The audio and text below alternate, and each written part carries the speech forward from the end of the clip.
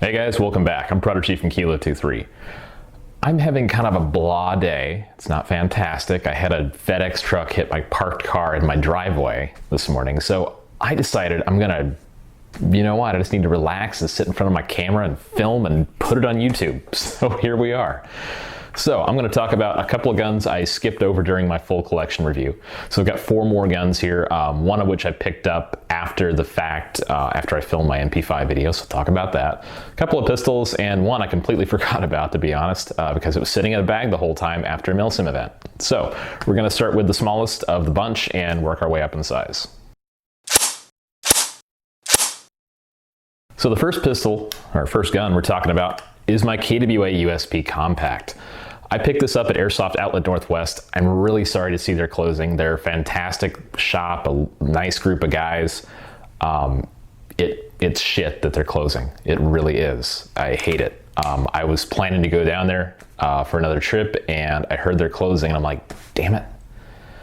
So that's probably the big stores, taking all the damn business for that. So what can you do? I picked this up there. I love this little pistol. This is like my sidearm. I own a real one as well, but I love the Airsoft one. It's the best feeling gun I've ever held, and it is my favorite gun, my favorite handgun of all time. I haven't really done anything to it. It's pretty stock. You really can't do a whole lot to them. You can put maybe a new barrel and bucking and maybe 1 or 2 other components in there, but not a whole lot to these.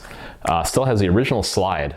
What's great about these is the newest models, the Gen 2s or whatever, the NS2s, don't have the slide painted orange like the NS1s did, which I wasn't a fan of. My first USP was a full size and it had this big orange tip on the front. It just killed me inside. But anyway, the orange tip was painted onto the outer barrel, which is plastic. So I just hacksawed it off. Now it's the correct length and the barrel stops right at the muzzle. It's perfect. Fits in my Serpa, yeah, that thing, my Serpa holster, and it's all I ever run as a sidearm. I love this thing. Next up is my full-size USP. USPs are my favorite gun, and I'd like to get as many as I can. So over time, I'd like to get a few more, but this is the full-sized KWA NS2. I traded a Beretta M93 for this. I'm not a huge fan of the 93. I do like Beretta M9s, but the M93 feels fat to me. I'm just not a fan of it. This is a much better pistol in my opinion. It has a little bit better range than my Compact just because it shoots a little bit hotter just from the barrel length. I ran this for a little while before I got the USP Compact. I wasn't planning on getting the Compact. I just went down to Outlet Northwest and they happened to have one in stock. I'm like, dang it, I'm gonna buy this thing. So yeah, I don't run this as much. I may run it a little more off and on, but I like it just as much. Now I did talk about this gun in a previous video. This was an Echo 1 MP5, or not MP5, SOB1, still an MP5. But dang, you guys know I love MP5s, I love USPs, and I love SR25s. Those are like my 3 favorite gun styles of all time. So I found a guy at the trade swap meet at the last MilSim I went to, War Sports, gosh, the name escapes me, but you guys know what I'm talking about. I was down in Oregon, really cool little game. I'm planning on going back to the next one, Narcos, in June. That'll be a lot of fun. Some guy had the SOB1 there, had the top rail, still have it, he wanted, I think it was I forgot what he wanted actually. But anyway, he had it there and he's like, hey, 160? I'm like, can you do 140? It's all I got. And I'm like, shh. He's like, ah, sure, what the heck. So it had like a dot sight and it had an angled grip on it and everything. And I had a bunch of these standard vertical grips laying around. So I put one of these on it. I actually had to order the front sight because I didn't have any spares that were angled correctly from China. It took like 2 weeks to get here. And someone actually had a bunch of these cool little foam-filled suppressors there for 20 bucks a piece at the swap meet. So shoot, I was like, what the heck, it's great. Still got the nice torque motor in here, one of those Echo 1 or Cyma torque motors. I put SHS 13.1 speed gears in it. I put a HulkFet MOSFET in it. I love those. If you don't know what those are, go check them out. Look up HulkFets or PW Air Dynamics. Really cool little things. They run about $20 to $40 depending. But yeah, Not a whole lot of work done. Put a hair of a longer barrel in it. Shoots about 300 feet per second. And yeah.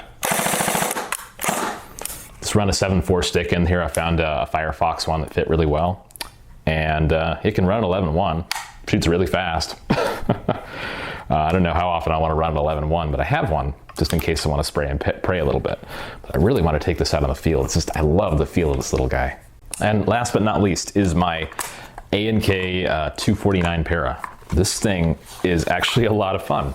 I'm really glad I picked it up. A buddy of mine was getting out of Airsoft and he gave it to me for 120 bucks and I couldn't pass it up. I had a Mark II a while ago and I wish I hadn't sold it. It was a fun gun, but I got a good price for it and the guy had a lot of fun with it who I sold it to. So not a lot of work has been done to it. It doesn't even have a MOSFET. I'll put one in it eventually. It came with a Lonex A1 motor, and that thing is probably the reason people hate this so much. I just run a 7.4 on it, and I put a slightly softer spring in it because the original spring shot like 450. It was ridiculous. And yeah, my chair is squeaky, I know.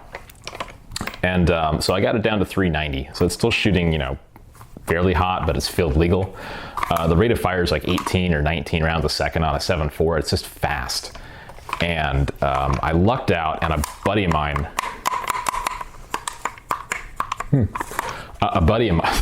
had a spare M249 box mag. It's an A&K one, and I gave him 40 bucks for it, and it feeds flawlessly, which I'm kind of surprised. I've never had good luck with the A&K box mags before. But if you guys have seen some of the gameplay footage a few months back when it was kind of snowing here in Washington, I had like 6 guys pinned at the bottom of a hill with this thing, and it was just fun. And this is such a fun gun. It's heavy, and I never would run it for an extended period, but to take it out for a game or two is just, there aren't many better experiences in life. But yeah, this is just about everything in my collection. I just got that A&K SR25, just did a review on that. And I'll probably go over all the upgrades I'm going to put into it soon. I'm still waiting for parts. I'm still waiting for the reimbursement from Evike so I can go get more parts for it. So, yeah, that is my collection. That is literally every airsoft gun I currently have. Thanks for watching, guys. I'm Prouder Chief from Kilo 23. Sitting down and talking about airsoft guns in front of the camera for YouTube makes me feel a lot better. I'll catch you next time.